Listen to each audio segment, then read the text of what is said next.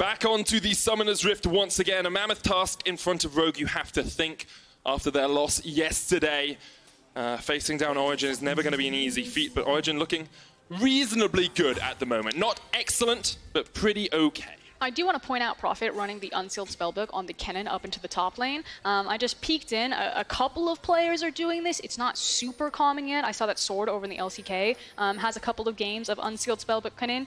Obviously, you usually go for something like the Airy, or excuse me, the Comet Airy, either press the attack if you want to do like the on-hit Kennen build, Kleptomancy, things like that. So there's a lot of variation in Kennen Keystones, but we'll definitely have to keep track on when Prophet is swapping out his summoner spells, and if that gives him kill pressure in these lanes, because that's usually what it means, is use the early teleport, you get it for the ignite, and once you're at that level 6, you're looking for the all-in, and I expect Inspire to be underneath him when that happens. It also helps mitigate some of Viktor's kill pressure in that lane as well. Alphari's running the Airy here instead of the Klepto, which means he wants to just continually poke with that Siphon power, get that Q off as often as possible, and with Prophet being able to switch to something like the heal, or the barrier, or the exhaust, it can mitigate a little bit of Alphari's pressure in that lane. But Alphari has always been a very good Viktor player, and I am worried for Prophet up towards that top side. And of course, we talked about how Viktor can be an answer into Azir, or one of the old school matchups. He's also great into Kennen, so Origen probably feeling very confident in their ability to flex these two champions and find the matchup they really felt comfortable, not only in champion versus champion, but player and player. And I think looking at those junglers early on is always important for this game. As you said, Inspired maybe looking to go towards Prophet, get him ahead of Alphari, whereas Kold could go towards the mid lane. And I like that Larssen is heads up, and he knows that with the Aatrox and Sejuani, that they want to punish him early, they want to get that flash out of the Azir, and he's full respect. He's not running the teleport, he is running the cleanse, so he does expect some sort of attention, and making sure that he's staying safe in that mid lane. Because early on, you do expect him to have lane pressure. In a pure 1v1, if there's no junglers around, Azir should be Aatrox, because you can just continually harass him down with the soldiers. The question is what happens when those junglers make their impact known. Kold has always been that catalyst for Origen in the early game, the guy finding them those ganks, tracking the enemy jungler really well, and we'll see if that's what he does this game as well. Kold's opting not for early ganks. Instead, it looks like he's going from a majority full clear. So not peeking around, maybe he suspects that there's wards near the mid lane, and it's not worth his time just yet. It also is still quite dangerous when you're against the likes of an Olaf. It definitely is. We see HeaQ getting actually a good early push down there in the bottom lane. Has a little bit of a CS lead, but Ashe is so strong at getting those volleys off, especially with the Comet, which is what we're seeing a lot more of now. Get the Comet, you go towards that Trinity forcing, you put a lot of pressure down. Patrik already down to about half health, and there's no heal on Origen. They do have an exhaust and the Guardian on Mithy, but Mithy caught out just a little bit. One more Tongue Lash could spell his demise, but for now he'll survive. Inspired is down here waiting to see perhaps if he can find a gank path. And again, you can see right here, a lot of that damage that you were just talking about is continuing to stick. The spell shield cooldown is just so long for Patrik that Sivir is just not the free answer here when you have to deal with a lot of poke damage. It's so difficult for you to actually match up into that lane. You do have wave push, which is part of the good thing. You know, your Ricochet can kind of counter push into the Ashe, but it's going to take a while before you're really able to match up the pressure that HeaQ VandeR lane can put down. You're waiting on probably the first or possibly second back before Sivir finds the ability to just free clear a wave with her W and her Q combo and then maintain the mana there. So he's not going to be able to compete with Ashe's wave clear for a while here. This is an early roam though from Kench. Kold here as well, as Inspired catches him out. You could see VandeR maybe anticipating Kold looking for that first gank after his full clear, and that was why VandeR was there ready with the Devour. Kold goes into the bush once again, lots of pings coming out here from Rogue, setting up for the counter gank. Larssen maybe just looking to overextend as Tad as Kold jumps in. Inspired walks straight behind them. I think he was spotted out on the ward that was in that river bush. He's going to try and get behind Alphari up towards the top side. And we'll watch Alphari's posturing. He doesn't know. Doesn't Prophet going in straight away. Alphari flashes away, looking for the stun here. Locked up, the gravity field comes out, but Inspired's going to flash through it. Looking for the damage on Alphari. One more shot will be enough. Prophet with the auto. Alphari goes down. And huge credit to Inspired right there to use his flash. Oh, Kold's here in time though. Could pick up a couple of kills here. Gets the burst onto Inspired. And Prophet has no flash. Kold already burnt his. No flail of the Northern Winds to get the chase off. I mean, it caught Inspired off guard. It also caught our observers as this Sejuani just like flew in from the bottom of our screen. Still, huge shout out to Inspired. I love the fact that he used the flash around the Viktor gravity force? Yep, gravity field. Yeah, there we go, to avoid the CC there, and made sure that he got enough damage for Prophet to set up and get that kill. So let's have a look at this. Kold goes for that gank in mid, and Inspires is trying to stick around the vision. It looks like he just about dodges out from it there, so good awareness from him to know that he wasn't going to be spotted if he could hug that wall. An excellent communication between Inspired and Larssen. This is one of the combos that Rogue was really leveraging on to make this work, to say, okay, you're absorbing the pressure in the gank, which means I can get something off into the top lane for profit here. And you can see Alphari with a very early flash there. He did know Inspired was on the top side of the map because he'd battled versus Kold before we saw that little replay. So he had that awareness, but just wasn't able to get himself out in time. Down towards the bottom lane, both laners have backed, teleported back in. It's double longsword for Patrik, Essence Reaver the way he's going, and HeaQ has himself a BF sword. Still dealing with a lot of that poke damage. It feels like it's going to be a back and forth. Patrick's going to feel a little bit better now competing with Ashe's wave clear since he has some flat AD. But I still feel like we're trying to get this flash. Larssen still has the cleanse as well, remember, and with level 6 can put down the Emperor's Divide and really separate any fight. So we're not making the stick for Origen where they're getting the successful ganks off. That said, Nukeduck has been put repeatedly and multiple times into matchups where he's maybe not getting the most out of it because he will put himself in kind of an inferior matchup or just not have the kill pressure that he needs, but it doesn't matter because he's still able to get enough resources onto his champion and make it count in the late game. And with Kold on the top side of the map, Rogue are just going to start up this ocean. Patrik actually went for a second back to pick himself up a fair jump. Nukeduck push back in here. He's going to pop the world ender. There's no one here to help him yet. Devoured by VandeR. Spat out back into Larssen. Nukeduck healing up just a bit, but Inspired is here, and Nukeduck stuck in a very hard place. Larssen takes him down. And that's the caster curse right there, with just praising Nukeduck. You know, he takes bad matchups all the time. It doesn't matter. It doesn't seem to stick to him, but VandeR has a quick little waddle, quick little jaunt through the jungle. And that's the power of VandeR. You know, he's done it twice now, being around that mid lane when a gank could occur or when they could make a play. And because of it, Rogue are 2 kills to the good. Still have to question the fact that he walked over a ward. Yes, I can agree with you there. Perhaps not the ideal thing to do. But this is actually a struggle that we have seen from Origen. Sometimes their early game just isn't as strong, and Nukeduck here just gets caught out, doesn't anticipate the Emperor's Divide from Larssen. Yeah, but he really should. Yep. Like, this is Nukeduck just being very greedy in that trade and getting immediately punished for it, knowing that VandeR was in the area. You can see in the picture-in-picture, Kold forcing off profit from that top lane. I do want to just talk a little bit more about Origen's early games, because this split, they have really struggled. They haven't been able to get the leads they used to. Mithy caught out a little bit here in the bottom lane, but he's going to be fine for the moment.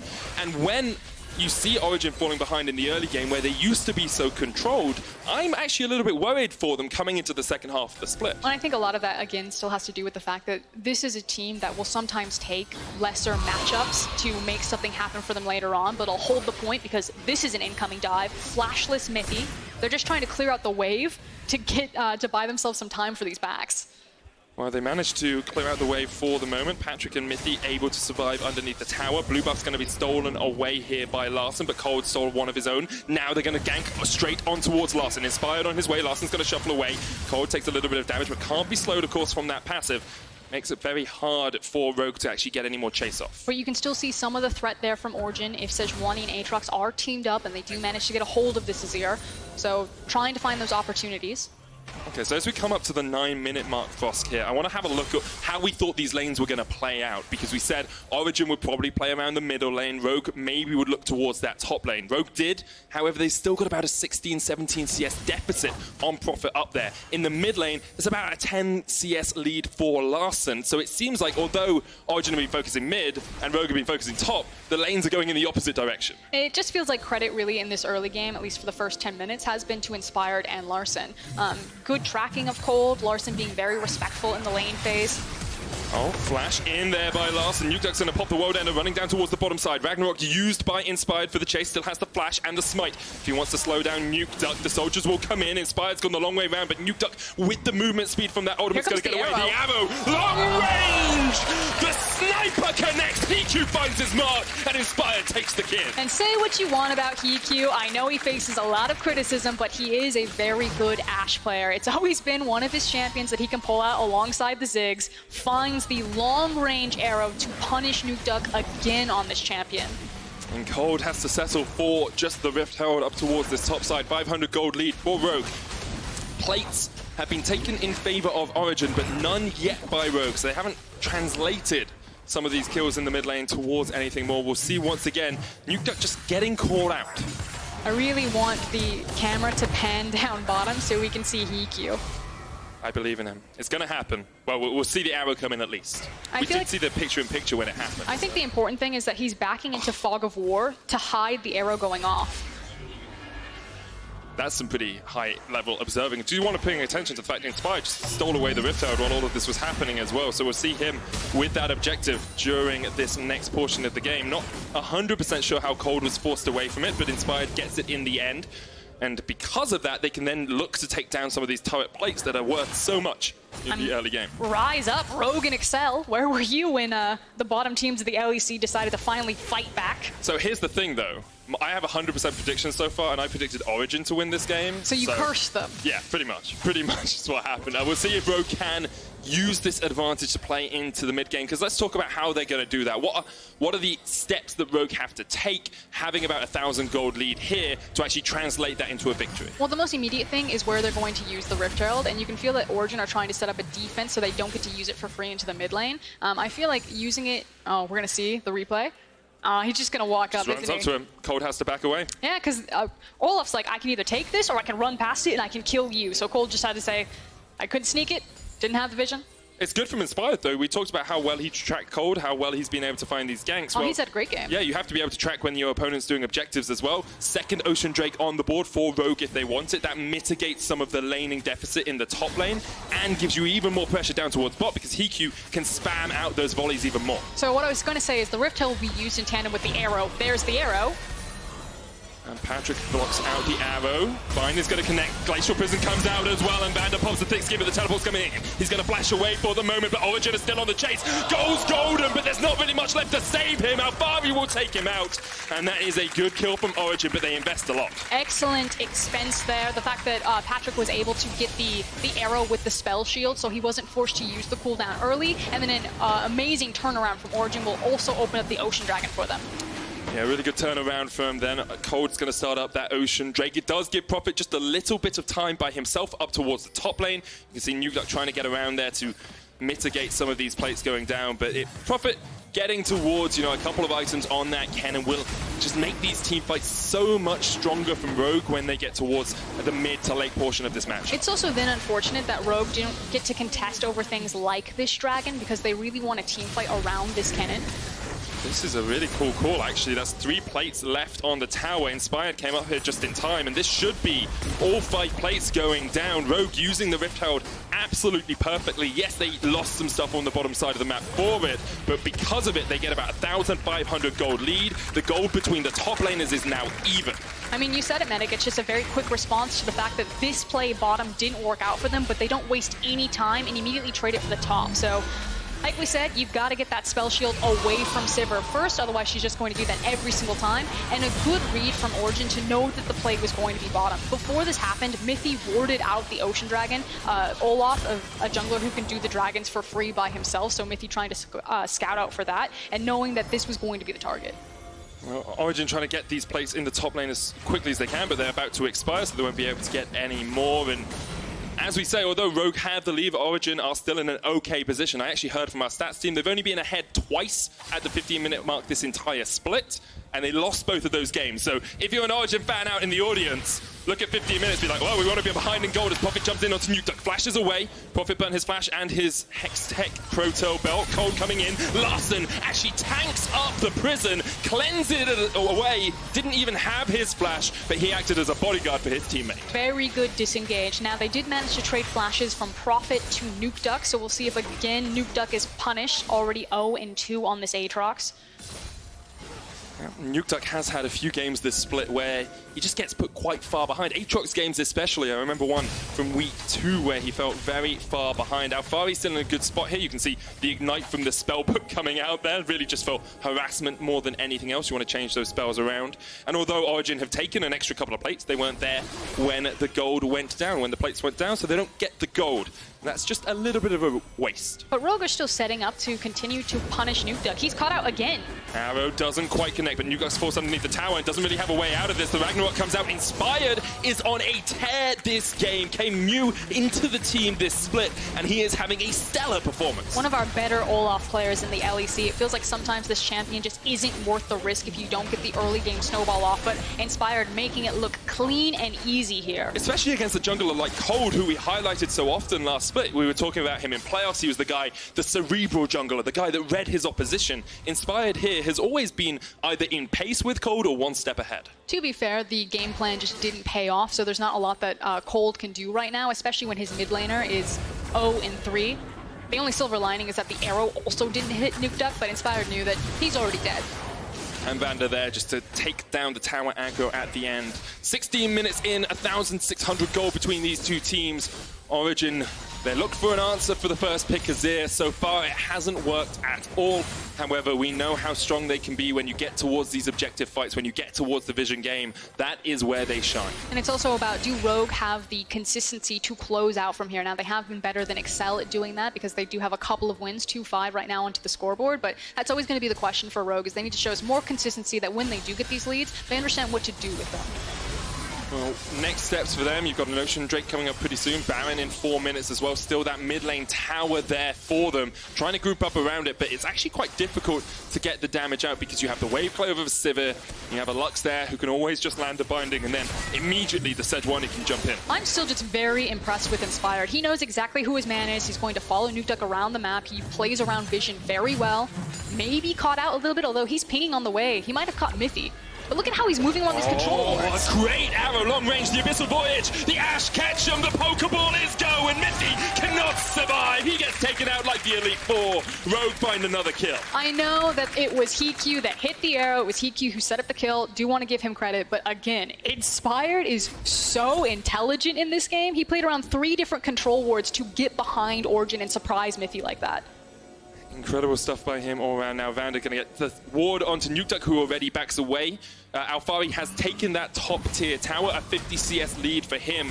And we have seen how much he can take over a game. Yesterday on the Vayne into Mordekaiser, he dictated the pace for Origen. Here, he's going to have a very similar performance, I feel, if Origen are going to get anything out of this game. Our Origen at this point just need to pump the brakes and then just start farming up towards 2 items for their champions. Yeah, they've got a Sivir, so you're like, maybe they can come back, but you still have just as much late game insurance policy as Rogue do on their composition. HeaQ's hit a couple of great arrows this game as well. He's a good Ashe player. Yep. I know sometimes people look at him and say he's not the caliber of AD carry you might see usually in the LEC, but you have to hit those ults, you have to be able to find your man. We were having this discussion, you know, when they made the swap from Wule over to HeaQ, it kind of felt like a sideways swap. Some people saying it might just be a straight downgrade, but it's like HeaQ's the Ezreal player, or excuse me, the Ashe player, whereas Wule's the Ezreal player. Arrow coming in, it doesn't hit anyone, straight through the goalpost. Prophet came in with a TP as well. Alphari's going to flash away, Glacial Prism doesn't connect, and Rogue now backing away. Larssen down to about a 3rd HP, Prophet in Inspired, down towards the bottom side. Ragnarok used, Origen still on the chase, but they will settle for just the Ocean Drake. Just throwing out every single ability, seeing if they can catch everyone, but no one goes down. Virtually every ultimate used. It's great for Origen though. Like Larssen burnt his flash cleanse, arrows down as well. Abyssal Voyage still not up. You can now use this time to get some vision control. Yeah, but it's vision control over what? Unfortunately, since Baron's not in play and they can't just siege the map because no one died, so much wave clear is there. The cooldowns almost don't mean anything as much. If that fight happened, you know, 3 minutes or 5 minutes later, then maybe. I'm just used to solo queue, you know, where your side laner dies and it's like, oh, it took 4 ultimates to kill me, guys. What are you doing? So you take another look at this one. So the key thing is, of course, this arrow right through the wickets. Cricketing term. I like it, Fosk. I like it. Everything missed, basically. Apart from the final spark, no TL Steve here today, but Larssen still didn't go down. Ragnarok did have to be burnt. Prophet unable to find a connection with his ultimate. Didn't even use it in the fight because he couldn't find the avenue of approach. And now, as we crest the 20-minute mark, it's about 1,500 gold between these teams. Inspired looking for a gank down bot. He's got the exhaust. Where is it going to be? Surprise! Prophet goes in, slicing Maelstrom. Alphari, no way out. Hasn't got the flash, hasn't got his life. And Prophet will take him down. The exhaust just for good measure right there. Don't think you necessarily needed that one, but it is free. Pretty easy kill. Patrick's actually just burned. Yeah. immediately. That's how that works. Tongue Lash comes out, Spell Shield goes down, and Patrick's like, well, Flash Ultimate, I'm out of here. You have to dodge that arrow. You have to pick your poison. Maybe thinking he could have tanked it or something with Kold coming around the corner, but probably would have died before Kold could even join the fight. Most of the time, it's like reflex. As a Sivir player, you're just like, of course I'm going to Spell Shield this. You're like, crap. Well, I've seen you. You usually don't Spell Shield even the simple skill shots for us. Whoa, I get Malphite ults all the time. Okay, I forgot about your elo being sort of Malphite level. Anyway, Inspired Prophet will steal away the Scuttle Crab here as we do see Nukeduck pushing in a side lane. He's almost caught up in farm. He's about 30 behind. There's about 40 in the top lane. Actually, a pretty big CS lead happening in that bottom lane for Patrik as well, being funneled in some of that farm. It's about 40, 35 ahead. And that's the key thing. It's the fact that Patrick's been parked into these lanes and he's just hoovering up everything, whereas HeaQ is being moved around a lot, more so for his utility, which is why you're really seeing that gap start to open up for them. But, you know, Patrick's responsibility is very different than HeaQ's responsibility for this game. Patrik is going to be one of your primary damage dealers, where, yeah, Ashe can put out DPS, but again, she's mostly here to control the fights and really allow her Azir and Olaf to shine. So is that the aim for Rogue? They're looking for a big fight around an objective. Slicing Maelstrom, Emperor's Divide, look for the Ashe Arrow pick as well. Is that what Rogue's composition is looking to do? I mean, yeah, it's always going to be one of those options when you do have an Ashe. I do like how HeaQ is constantly ducking into Fog of War and opening himself up for possible arrows. Have to see if you can get it from the darkness. Origen creeping up as 4 here. Inspired is around the corner, but that tower already down to about half HP. Nukeduck on his way. Inspired has the ult. Will pop it. Still has the flash if he wants to jump away. Kold looking for him. Flash away here, but that Ragnarok's going to run out and the stun's going to connect. The final spark comes in. The arrow's not going to do too much. Shut down on the jungler as Nukeduck comes in for Larssen off towards the top side. It's very scary, as you say. HeaQ could get some damage in. The Emperor's Divide comes out. Nukeduck jumping forward. Larssen flashed him. VandeR keeps Larssen alive and gets him underneath the tower. Kold now on the front line as Nukeduck has to back away. Origen retreating back to the jungle. VandeR is an absolute hero right there. Not just because he saved the Azir, but if Azir dies there, that is immediately a Baron from Origen because you lose the big threat that can force them off of the Baron. The other thing is the fact that Kold took so much damage in the exchange, they can't immediately turn towards it. But that's why Nukeduck was like, I have to go for this one, flashing after the Azir there. And you can see those creative gank paths that we've seen from Inspired all game can sometimes lead to ruin. If the entirety of Origen are on the same page, they can stop you from getting anywhere near your team. And Nukeduck coming down from top just catches out Inspired. And again, the idea here is we've caught their jungler. The Baron is up. You can see that the Azir is on the top lane and Origen ping him out right now, so they know that they have the Azir, the big AoE damage dealer, and the jungler. Again, if Origen are able to kill both of them and maintain health on one of their tanks like Kold, they will immediately turn towards the Baron, which is why VandeR is like, at all cost, save Private Azir here. Does a really good job of it as well. Almost catches Kold underneath the tower. Teleport coming in by Rogue down towards this dragon. Kold's actually a little bit pushed up towards that Tribush. Final Spark comes out. Abyssal Voyage actually cancels it. And now with an Infernal Dragon on the cards, the sights of both these teams are no longer on that Nasher pit. They're looking towards the Drake. Origen going to start it up. Rogue on his, Inspired on his way, but Rogue might just say, okay, you take the Infernal, we'll take your tier 2 mid. They're going to take the tier 1 very quickly, and of course with the Z, you can put a lot of damage down. You can put the Sun Disc down as well. Do you need to be very careful about a possible flank here? I feel like Origen are really going to test how scary Rogue's composition is at this point of the game, but because Kennen's grouped up with them, you can see they're like, do we back and reposition to get in front of them? Do we look for the flank? And I think because Kennen is grouped up, they're like, we probably don't want this one. Are they hard force Baron? They're walking on it. They're all around it. They've started it up. On the hunt used here by Origen. Rogue have started up the Baron. Origen on their way. Alphari teleported to the top lane. Rogue just wanted to see if Origen had any vision. Origen are in a stronger spot in terms of itemization right now. You've got the Infinity Edge and the Essence Reaver already complete on Patrik. Yeah, but Origen play it very cool right there. It was a bold call from Rogue to try to force up the TP. They did get the response from Alphari, but again, this is a triple TP team. Nukeduck, Patrik, and Alphari all have one, and you can see that Nukeduck, despite the fact that he is 1 and 3, he's starting to be a nuisance out into those side lanes, and they're just like, it's fine. Play it slow. We got control over the Scuttle Crab. Rogue can no longer be so confident to walk up to the Baron, especially from blue side here with that Scuttle control. Rogue do still have about a 2,000 gold lead. 10 minutes ago we asked, can Rogue translate that lead into a victory? It's kind of been a stalemate since then. Origen continuing to fight back in this game, but now Rogue, with those 2 item spikes, with those completions, could look for another one of the team fights. All it takes is a good Prophet flank. He's got his flash, he's got his ult. If he gets onto that backline, it's very difficult for Origen to completely disengage. Yeah, but while the map is actually split out like this, where Larssen is top, where Prophet is bottom, this is where you're looking at Kold. He wants to engage on the rest of the team, the 3 members that are left in the mid lane, or most likely probably the Tahm, Kench, and the Ashe, and see if they can force a pick. So Mithy and Kold, anytime Origen are in their 1-3-1, are hunting to try to find HeaQ. On the hunt.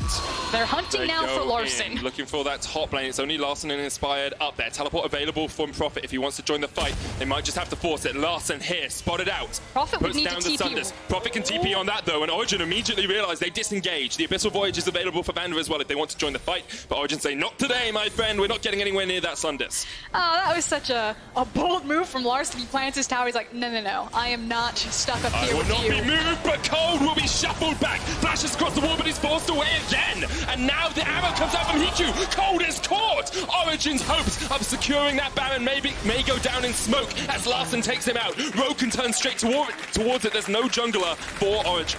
This is a disaster for Origen. You can see that they're grouped up around the pit. They know exactly what the play is, but without the smite, they must contest with a 5v5 or a 4v5. Nukeduck has to teleport in as well. Origen going to use it. Rogue maybe just deciding they want to get the TP. How bold are you going to be? Look at the call at the moment. It's so split. They're on both sides. Prophet teleporting in behind here. Rogue have the flank. I talked about it, and Prophet is there! Rogue collapse, and Origen can do nothing about it. Now it's all on Nukeduck and Alphari. They have to fight back. They have to find an avenue of approach. The final spark does not connect. Mithy forced down. Rogue turned back towards Nasher. And the calm veneer is shattered from Origen. They make a massive mistake, and Origen are being forced to make the decision here. Rogue are definitely in control. Kold is back up. He's on his way, but the arrow is back as well. Nukeduck, the Mikhail's Crucible from Mithy, saves him for the moment, and Rogue realize they can't do it. They will settle the score. They'll take the kills, but they will not take the Nasher. Oh, by the skin of their teeth, Origen managed to save that one. That was way too close for comfort. I think Rogue should have turned on them. Yeah? I mean, they tried to. They tried to for a moment. Still a little bit split, though. Yeah. You can see some of that greenness, the fact that this squad hasn't been together for the longest time. Is this greed from Kold? Maybe expecting Larssen to have backed away, forced across the wall, tries to flash, and then gets knocked back across it. And there's just no way out for him. There's nothing he can do. I think the bigger issue is not necessarily that Kold was afraid of Azir, because there's that possibility, but not expecting or tracking the Abyssal Voyage of where Tahm Kench could collapse. And in this alien where replay, Prophet finds the flank that we talked about just a moment before. Alphari is such a hero here. That Chaos Storm did so much damage. Kold almost got caught at the ammo. Kold once again, what are you doing, man? Rogue, find the jungler, find the pick. Inspire takes it, and Rogue are looking for the Baron, but now Origen say we have to do something. We're going for mid. They're going to try to force it in as quickly as possible, but Rogue are behind them. One person is starting up the Baron. Maybe they split the call. Okay, what do we have on Rogue? No one can teleport back. Patrik's on the base. The inhibitor tower, his target. Rogue looking for the Baron, but Nukeduck's here. Mithy's here. Alphari's here. Can they hold? Can they defend this Nasher as Patrik pushes in? Nasher down to 3,000. Dodged out the final spark. 2,000 left. Prophet going forward. The Nasher secured. And Rogue now stepping into Alphari. The inhibitor is the target for Patrik. He'll take the turret first. And can Rogue get back in time? Yeah, now Origen just want to chase them, try to delay these backs, but they get off 1, they get off 2, looking at 3, and this means that Patrik will trade the inhib, but not much more. And with the Baron, Rogue can look to push in these lanes. Only inhibitor towers in top and mid. Still a tower sitting outside of the Origen base in the bottom lane, but this would be their second Infernal as well. Rogue have to push the tempo. Prophet is actually up towards the top lane. He didn't back, but this Infernal might go down too quickly for Rogue to challenge. They decide not to. They're going to look for the 1-4 push with this Baron buff. I mean, the nice thing is that they do have the likes of Sivir as well as Viktor, so the wave clear is still relatively strong here. But again, anytime you have an Ashe, anytime you're this far ahead, you're feeling confident, especially with Azir. If the arrow goes down, if Rogue want to be bold, they could look for a possible dive. And the big thing we always used to do when we saw an Ashe on a team was count the flashes. Nukeduck, oh, that was so close. The arrow doesn't connect, but there's hardly any flashes on Origen. Now with the arrow down, it's Inspired. He's just running at Mithy. We heard his story before, but he's not going to get a chance to play in this game. Inspired gobbled up. The Glacial Prism only hits onto VandeR. Rogue can now push for the inhibitor and then reset. Look for mid. There's a way pushing in if they want it. I mean, it's time to move over for a new legend right now. Inspired is having an incredible game, probably his best of the summer split since joining this roster here. I want to give credit to Larssen in some of these fights as well. He's been using that Emperor's Divide almost perfectly. Both he and HeaQ, in fact, the entire Rogue roster has had a very, very strong game. The question is, can they round out this win? Can they take their third win of the split? And we have to put a critical eye on the likes of Nukeduck as well as Kold. It's been kind of the two most veteran members of Origen that have really fumbled this game so far. They are being punished repeatedly, and Rogue are just running through them. And you can see here, Inspired just said, okay, Mithy, go back to NA, please. You're not allowed to play on this server anymore. The Glacial Prism only connecting on to VandeR, who has been in the perfect position with those devours. Nukeduck now the one, but the arrow goes on to Mithy! Goodbye! Go back to Sven! We don't want you here anymore, say Rogue, as now they look to push in this bottom lane tower. And you can see it, just Origen head-scratching themselves. How the hell did this happen? Rogue completely dominating in the early game, knowing how to transition it into the Baron, putting Origen to the test, forcing them to make mistakes.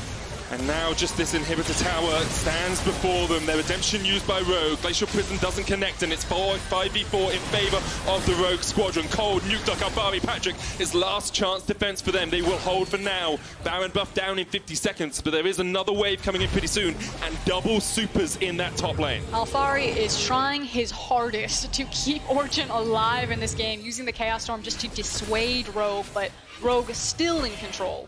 See how that pick was made once again. They were going for Nukeduck, and then they saw a much sweeter target. Yeah, he immediately turned towards Mithy. The arrow hits him point blank, right in the teeth. And then Inspired's like, good night, sweet prince. Not really much you can do to dodge that. I feel very sorry for Mithy as a support player in this game. But we saw the bans coming out from Origen. They said we don't want to play against Nautilus in lane because you can catch out a Lux too easily. And that's exactly what happens when a Lux does get caught out. 5,000 gold lead for Rogue, 31 minutes in. The Baron buff about to fall off. They only broke one inhibitor tower, and their mid inhib did go down as they took the Baron, remember. So it's still a game on a knife edge, although you have to feel Rogue is in the driver's seat. I mean, I think that's pretty clear because Inspired just cannot be stopped. Again, the thing is you need to make it count for Olaf. He has to have kill pressure because otherwise he loses a lot of his play patterns, because how much value does a champion bring when his only thing is kind of running into the backline? If you're not fed, if you don't have kill pressure, then you're on a one-way ticket there. It's a one-way ticket to Deathsville. We used to see it a lot with Zyra players as well, separate the Olaf from the team because he would run over the Stranglethorns and the rest of his team really couldn't. But right now, Rogue in a very strong spot. I want to just give him more credit. It's not often we get to praise a team like Rogue because often they're on I've been praising Inspired all game. Yeah, but my point is, like, we might as well lavish it on while we have the chance, because right now they're beating our spring split finalists. Origen don't even really look to have an answer. Usually Origen are the team that can suss out an answer as the game goes on. They can solve that Rubik's Cube. But here, Rogue keep changing the game. They keep changing the rules to this matchup. It feels like Origen are a team that kind of hedge their bets a little bit, that they feel that a composition or like Team A versus Team B must play out in like a theoretical way, but we can do this, X, Y, and Z. But when their plans don't go according to plan, yeah, they're still able to kind of find their footing sometimes. You can see that, like you said in that stat, where when they do fall behind or do get a lead, it doesn't really matter because you're still playing with a very intelligent team. But this game did not go to plan. They weren't able to punish Larssen. Inspired had Kold and Nukeduck's number. HeaQ showing that he is a great Ashe player. He's hit, I think, like every single arrow. I think he's missed 2 arrows this entire game. That he has. Just so you guys know at home, the original pause was one of the Rogue players accidentally alt-tabbed out of game. And the secondary pause is that Patrick's had to go and spend a penny. So he'll be back in a minute from the bathroom. I see. That's a... Oh, sorry, is it Britishism? Yeah. Okay, he's had to go to the toilet. Okay. So he will be back as soon as he has relieved himself, and then we'll get back on into the action. We're taking a bathroom break? We need the lower third. Okay, so we're going to actually have a look at a replay from our pro view as we wait for Patrik to get back. I believe this will be Profit's point of view on that perfect flank. Just some window shopping. He's like, how can I do as much damage as possible here? But the great thing is, like, we called it, and Rogue, we wondered if they could make these plays in the mid game. We wondered if they could set up a play like this, and that's exactly what they did. They called out Kold, they then pulled Origen into the fight and said, okay, well, you have to take us on, and then we have this perfect ward position to actually make this flank work. And it wasn't just perfect ward in that one case, on that incredible flanking play, you know, Profit doing his best Smeb impression. But they've had great vision control this entire game from Rogue. So again, credit to VandeR. has breathed new life back into the squad as we're back into the game. That we are back onto the Summoner's Rift. Everyone's relieved and ready. And with an Infernal Drake on the cards next and a Baron up in just a few minutes' time, you have to feel those are the next points of contest for these teams. We have another pause. No. Larssen is holding his hand up in disbelief, so I assume it's something on the side of Rogue. We could be something to do with the alt tabs. I am gonna hypothesize, but I'm gonna stop now because I really shouldn't do that. So let's talk about something else. How's your weekend? It's been good, thank you. It's been good. Larssen's paused again, so the League officials that are currently investigating is actually one of our lovely producers there, John Daniel Depper, stepping in for the day. Doesn't he look dashing in his referee's uniform? What we've called a French tuck on the shirt. Oh, what's a French tuck? So the French tuck is when you tuck in the front of your shirt, but you leave the back of it untucked. Ooh. Guys, or anyone who wears a button shirt, this is a great tip to make a casual outfit a bit more formal. So I tuck in the front and then I pull out the back like this. Yeah, it creates That's that so nice weird. line for the belt. Does it look better?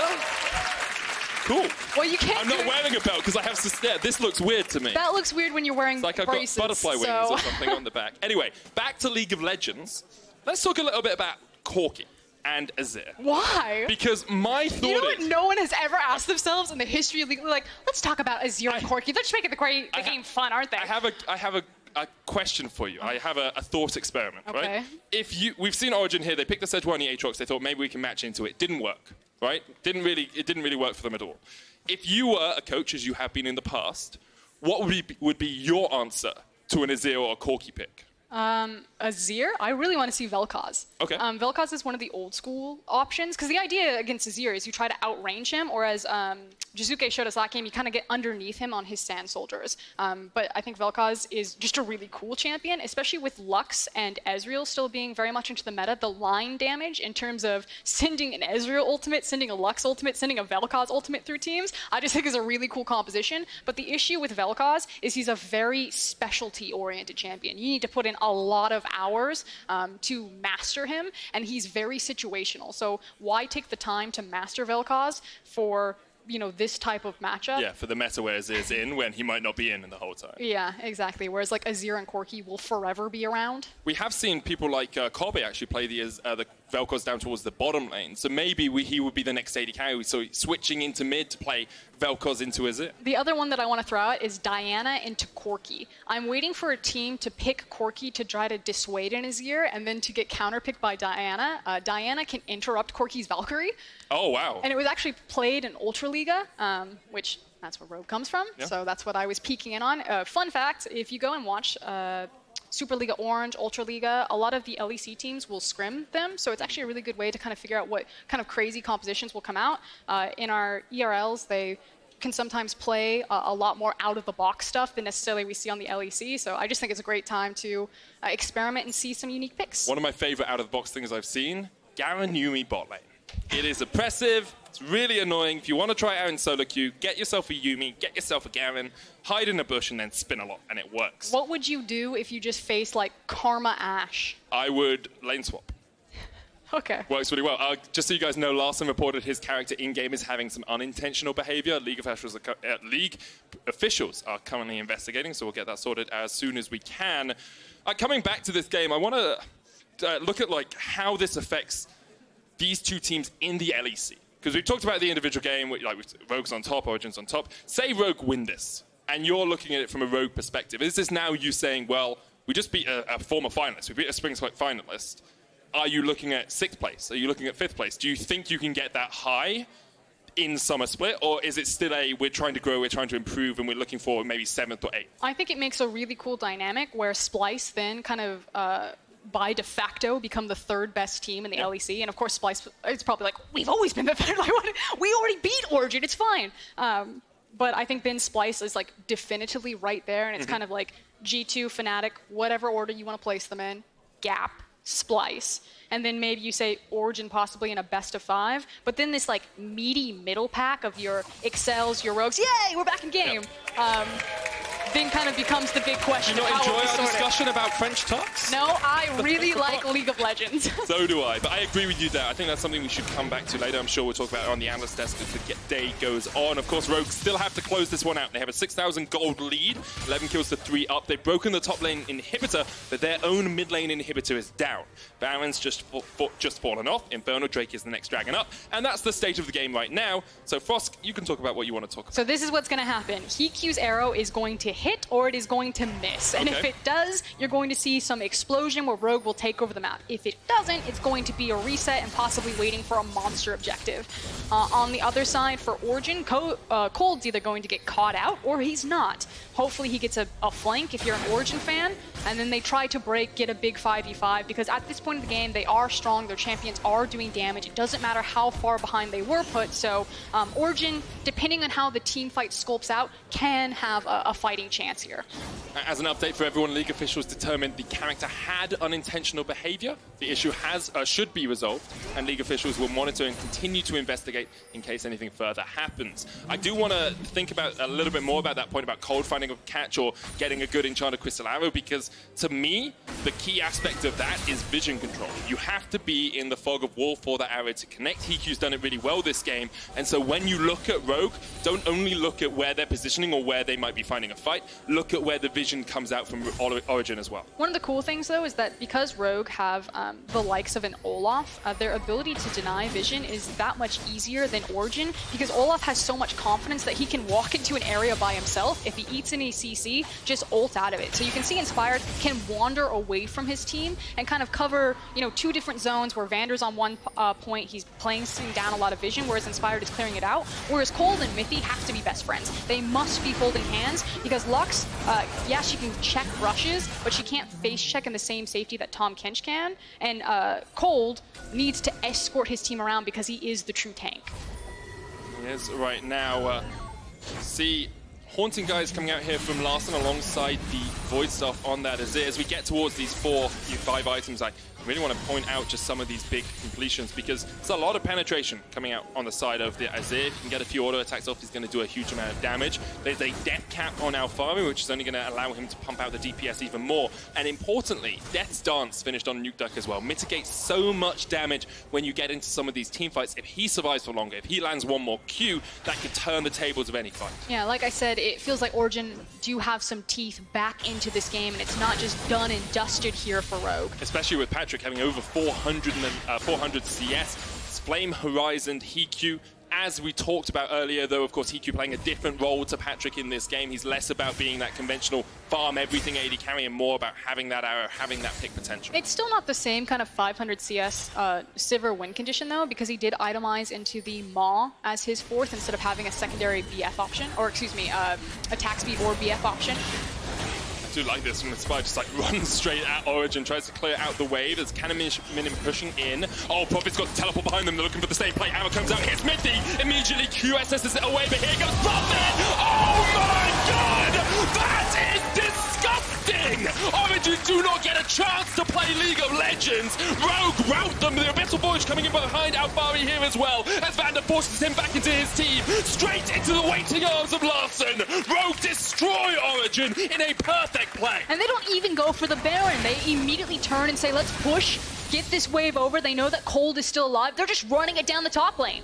And once again, it's the catch potential from HeaQ, it's the flank potential from Prophet. The TP play was absolutely sublime, and now Rogue looking for the win here against our Spring Split semi-finalists on Nukeduck and Kold. Glacial Prison comes out trying to defend the Nexus towers, but already one's about to fall. Kold in the middle of it all, as Mithy comes up. Final spark gone, Kold gone, and now we'll see if Nukeduck can survive, but the Nexus towers are gonna die. The Nexus will be the target next. Nukeduck's off the face of the rip, and on the back of their rookies, Rogues take down Origen.